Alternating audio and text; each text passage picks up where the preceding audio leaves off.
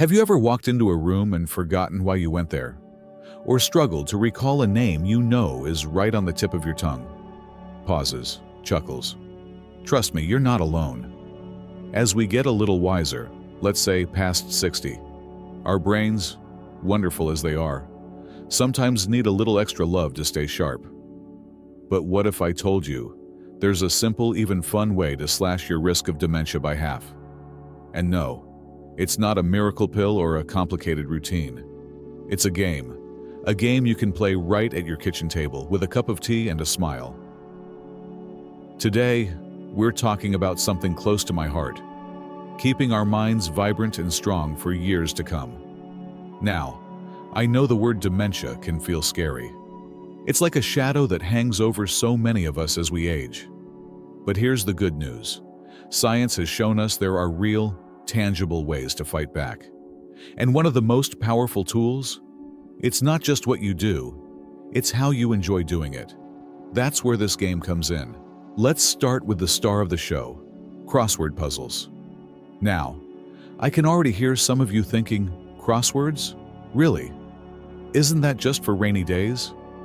But hold on. This isn't just a hunch.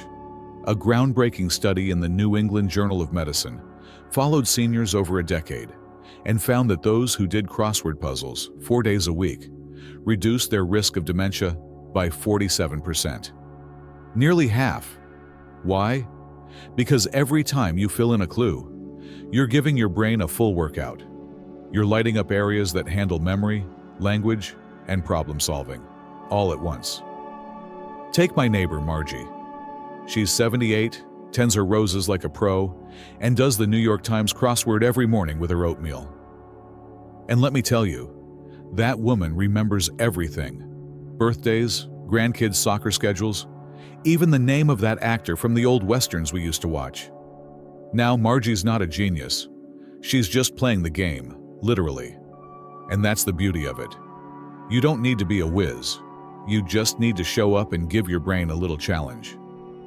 But let's get practical. How do you make this a daily habit? First, start small. You don't need to tackle the entire puzzle in one sitting. Even 10 minutes a day counts. Keep a crossword book by your favorite chair, or try a puzzle app on your tablet if you prefer tapping to penciling. And here's a tip. Pair it with something you already love. Do it with your morning coffee, or turn it into a social hour. Invite a friend over, split the clues, and laugh when you both blank on 5-letter word for ancient Egyptian ruler. Spoiler, it's Pharaoh. Took Margie and me weeks to get that one. Now, I know some of you might be thinking, but what if I'm not a crossword person? Fair enough. Maybe you've never liked word games or you find them frustrating. That's okay. The key is to find a puzzle that feels like play, not work. If crosswords aren't your thing, try word searches, Sudoku, or even jigsaw puzzles. They all flex different mental muscles.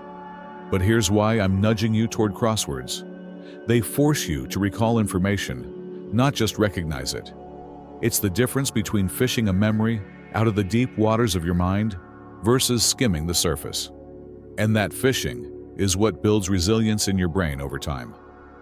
Think of your brain like a garden. If you don't tend to it, weeds can creep in. But daily crosswords? They're like watering, weeding, and planting new seeds all at once. And the best part? You'll feel the difference. You'll notice names come quicker, details stick better, and that foggy feeling after lunch? It might just lift. But don't take my word for it. Try it yourself. Dust off that puzzle book, grab a pencil, and let's see what your brain can do. Stick around, because up next we'll explore another game that's just as powerful. Maybe even more your style. It's one that'll get you moving, laughing, and connecting with others. All while keeping your mind as nimble as ever. Now, if crosswords are like a morning cup of coffee for your brain, what we're about to talk about is the whole breakfast. Something that fills you up, gets you moving, and leaves you smiling for hours. Remember how I mentioned a game that gets you on your feet? Let me introduce you to my friend, Harold. Harold started line dancing 3 years ago after his wife passed, He'll tell you it saved him, not just his heart, but his mind. Every week he's here, teaching routines, remembering steps, and cracking jokes. And guess what? His doctor says his cognitive scores have improved since he started. That's no accident. Dancing combines physical movement, social connection, and mental focus. All things that light up your brain like a fireworks show. You see, when you dance, or even do something as simple as chair yoga in a group, you're not just working your body. You're multitasking in the best way. Your brain has to coordinate movement, keep rhythm, and react to the people around you. Studies show that activities like this can improve memory and attention and lower stress, which, let's be honest, we could all use a little less of. Plus, laughing with friends? That's the secret sauce. Loneliness can be as harmful as smoking, but a room full of folks clapping offbeat? That's medicine. But maybe dancing's not your rhythm. That's okay. Let's talk about a game that's all about strategy, patience, and a little friendly competition. Take chess, for example, or bridge if you're feeling fancy. These aren't just games, they're brain boot camps. When you play chess, you're planning ahead, predicting your opponent's moves, and adapting on the fly. It's like doing mental push-ups. And bridge? Oh, bridge is a powerhouse. A study from the University of California found that seniors who play bridge regularly have stronger memory and reasoning skills than those who don't. But here's the kicker. It's not just the game itself, it's the connection. When you're sitting across from someone, strategizing, teasing, or groaning over a bad move, you're building relationships, and those relationships protect your brain as much as the game does. Let me share a story. My cousin Evelyn started a weekly bridge club after she retired. At first, it was just something to fill the time. But now, those ladies are fierce. They remember each other's bids, track cards, and even travel to tournaments. Evelyn says it's like having a second family, one that keeps her brain too busy to worry about senior moments. And the best part?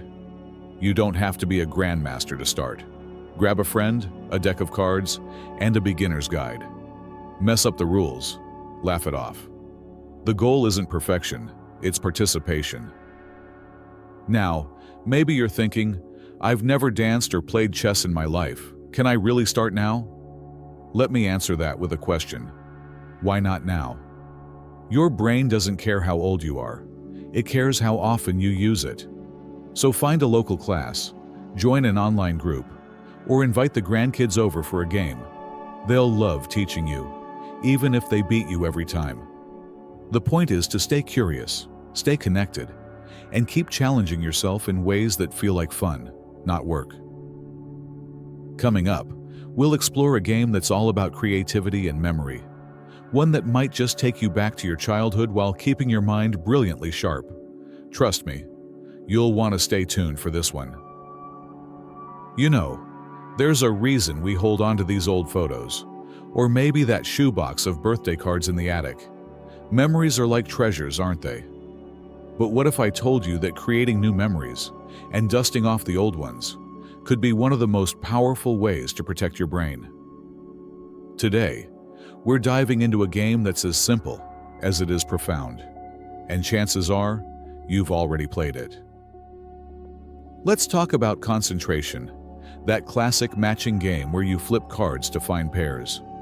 You might have played it with grandkids or on a lazy Sunday afternoon. But here's the magic. Every time you try to remember where the Queen of Hearts was hiding, you're strengthening your brain's ability to store and retrieve information. A study from the Journal of Cognitive Enhancement found that just 15 minutes a day of memory, games like this can sharpen recall and even improve mood. Why? Because you're not just using your memory, you're training it like a muscle. Take my friend Clara. She's 82, and after her husband passed, she told me she felt like her mind was slipping. So she started hosting a weekly card night with her neighbors. They play concentration, go fish, you name it. Fast forward 6 months, and Clara's not only remembering where she left her glasses, But she's also memorizing recipes again. She says it's like her brain woke up. And that's the thing. These games aren't just about the past. They're about reclaiming the present. But let's make this practical. How do you weave this into your day?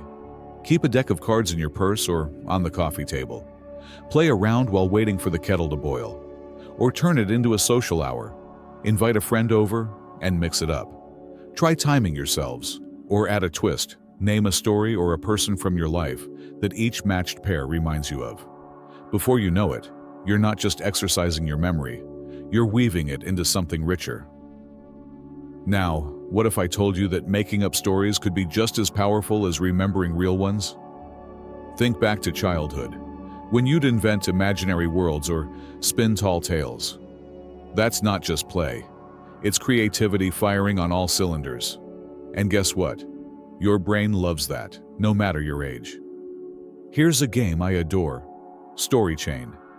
Sit with a friend or a grandchild and start a story with one sentence, then pass it on. Once, there was a cat who loved jazz. So she sneaked into a nightclub every Tuesday. But the bouncer was a parrot who hated tuneful meowing. Silly. Absolutely. But silliness is the point. When you improvise, you're problem-solving, imagining, and laughing, all at once. Researchers at Johns Hopkins found that creative storytelling activates more parts of the brain than almost any other activity. It's like giving your mind a carnival ride. Don't worry, you don't need to be Shakespeare. Start small. Describe a painting in your living room as if it's a scene from an adventure novel. Or turn your daily walk into a story scavenger hunt, where every mailbox or squirrel sparks a new chapter. The goal isn't perfection, it's engagement. And if you're thinking, "I've never been creative," trust me, that's just a story you've told yourself. Time to rewrite it. Now, for those of you who prefer a tech twist, yes, there's an app for that. Brain training games like Lumosity or Peak are designed to challenge memory, attention, and problem solving. They're bite-sized, colorful, and track your progress so you can see how far you've come. My buddy Frank, 71, calls it his daily brain snack. He spends 10 minutes on his tablet after breakfast, and he swears it's why he finally remembers his Wi-Fi password. But here's the key. Whether it's cards, stories, or apps, the best game is the one you'll actually play. Hate screens? Stick to the deck of cards. Love tech? Explore apps. The right game is the one that feels like fun, not homework. Because when you enjoy it, you'll stick with it. And that consistency is what builds a fortress around your mind. So tonight, why not dig out that old deck of cards or call a friend for a story jam? You're not just passing time, you're investing in the agility of your mind. And remember, every match you make, every tale you spin, is a step toward a sharper, brighter you. Stay with me, because in our final part, we'll tie all these games together into a daily routine so seamless, you'll wonder why you didn't start sooner. Spoiler, it's easier and more joyful than you think. Isn't it something? All these years, we've been told that staying sharp means strict routines or complicated regimens. But here's the truth. I hope you're walking away with today. Protecting your mind can be as joyful as a game of cards, as lively as a dance floor, or as simple as a story shared with someone you love. The key isn't what you do, it's that you keep doing it, day after day, with a spirit of play. Let's tie this all together. Imagine your ideal day. Maybe it starts with a crossword over breakfast, a quick dance break while the coffee brews, a round of concentration with your granddaughter after lunch, and a brain training app while you unwind in the evening. Sounds delightful, doesn't it? But here's the secret. You don't need to do all of it. Pick the games that spark joy for you. Consistency isn't about perfection. It's about showing up for your brain in ways that feel like a gift, not a chore. Think of these games as daily vitamins for your mind. Just like you'd take a walk for your heart or eat greens for your body. These playful moments nourish your brain. And the ripple effects? They're extraordinary.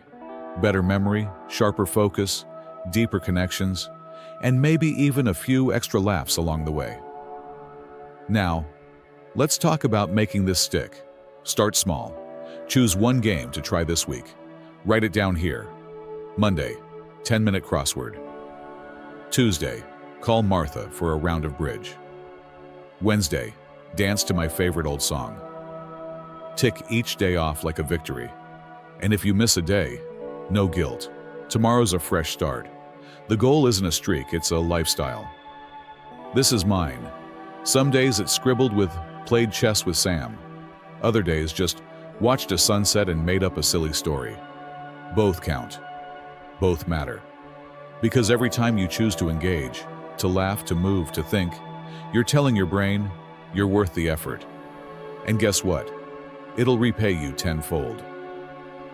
I know change can feel daunting. Maybe you're thinking, I'm too set in my ways, or what if it doesn't work? But here's what I've learned from folks like Margie, Harold, and Clara. It's never too late to start. Your brain is wired to adapt, to grow, to surprise you, no matter your age. All it asks is that you give it a chance to play. So, my friends, I'll leave you with this. Aging is inevitable, but how we age, that's up to us.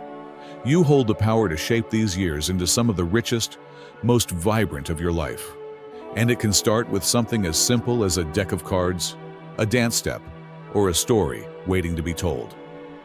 I'd love to hear from you. What game will you try first? Share in the comments. Inspire someone else with your journey. And if this resonated with you, do me a favor. Hit that like button, subscribe, and ring the bell so you never miss a video.